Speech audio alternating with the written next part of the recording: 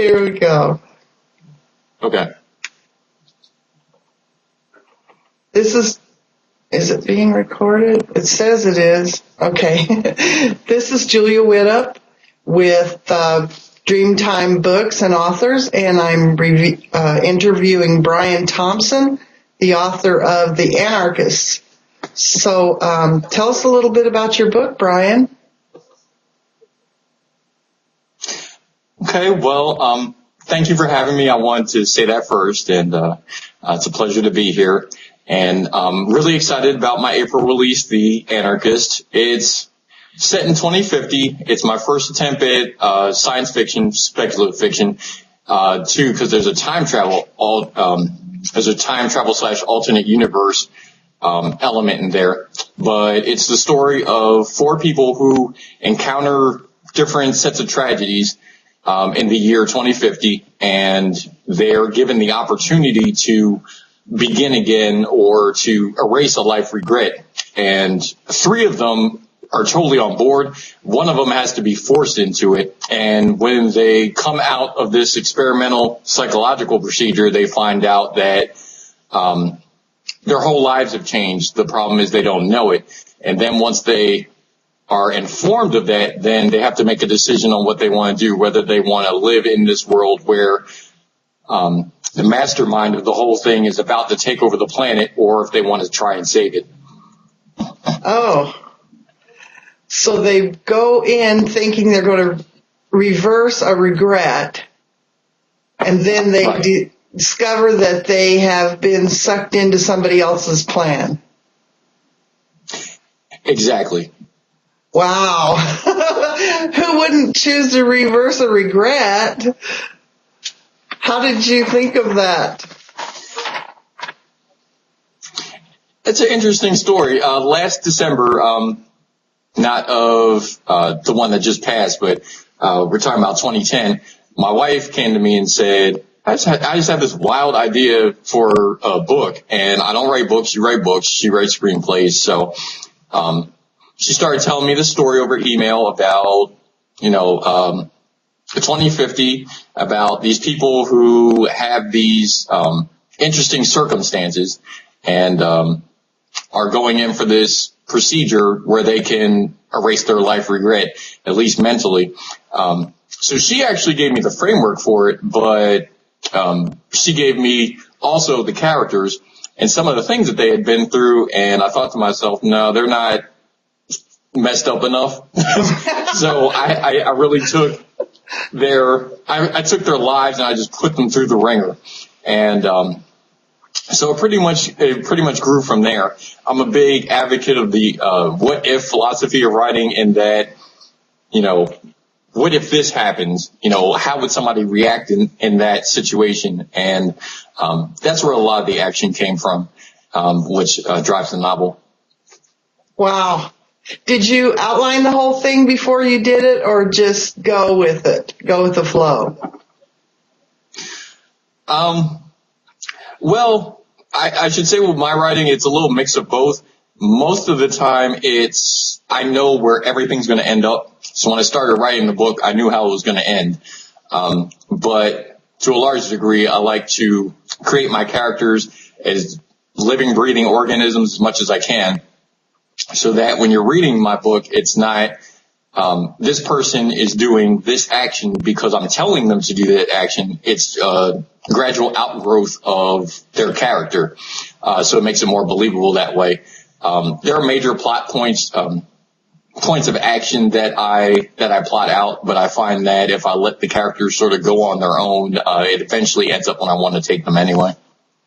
Do they sometimes surprise you, though? That's a good question. I think sometimes the action, the dialogue, it may go in a direction that I don't anticipate. So you could say it's a bit of a surprise.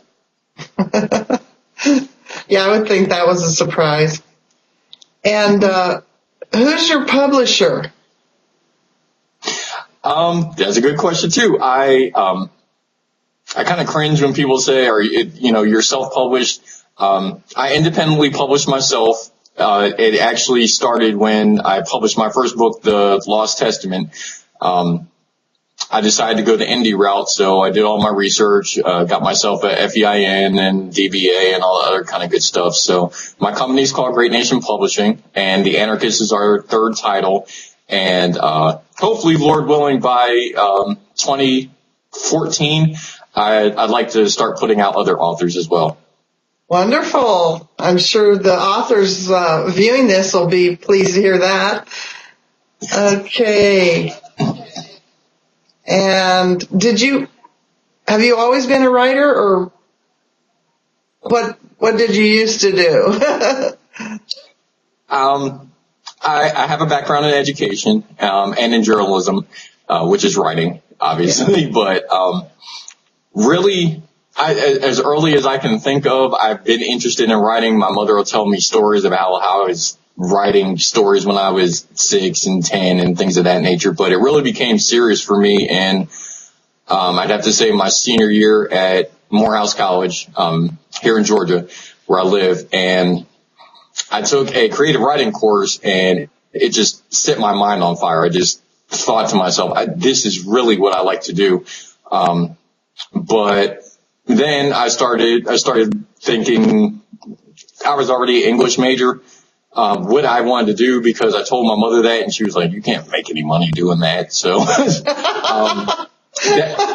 that's really where I got into thinking about teaching. And I went to my counselor, and they said, well, you can take some education courses or you can graduate on time. So I just graduated with my BA and went into journalism, and then went back to graduate school and went to teach. So, that age-old question, what would you be doing if you couldn't be a writer? I'd be in a classroom somewhere. That's I guess if writing is my number one love, then teaching's 1A. Yeah, how you make money. But hopefully one of these books will become a bestseller, and you'll not have to, you can just stick with what you love. Absolutely. That's the dream. Okay. Is there anything else that you'd like to tell the viewers about your book or your publishing company or your writing? What I like to say is, for those people out there who are looking to self-publish or indie publish, really do your homework. Part of, Great Nation Publishing is my publishing company. AuthorBrianThompson.com is my website, and there I have a teaching platform called CAPE, Create a Positive Environment, where I teach other people to how to publish themselves, not get ripped off in the process. There are a lot of companies out there that just want to take your money and aren't really interested in the process of making you putting you in a position where you can succeed. So I'd like to mention that. And as far as The Anarchist is going, April 13th is when it comes out, and still really, really excited about it. It's my first foray into science fiction. It took a lot of work. Julie, I'll tell you, a lot of research to get it exactly the way that I wanted it, but I think it's to a point where I really think it's an impressive piece of work, and I know that I say that with humility as well, because every author has to have a certain amount of pride in their work and in what they do. And I've worked really hard to make sure that this is a salable piece of fiction. So I think that's what I'd like them to know. Sounds good. So you're a writing coach.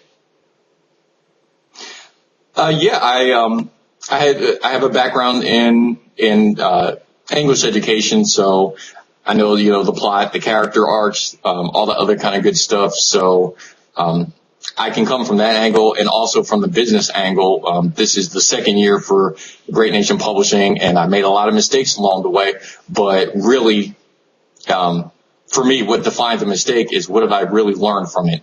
And if I learn from it and I can teach somebody else that, then maybe they can not fall into the same kind of errors that I had early on. All right. So I'm sure some of our viewers will be interested in reading your book, The Anarchist, and talking to you about their books. Would you like to give us a phone number where they could call you? Or Sure. do you prefer email? Sure. They can shoot me an email.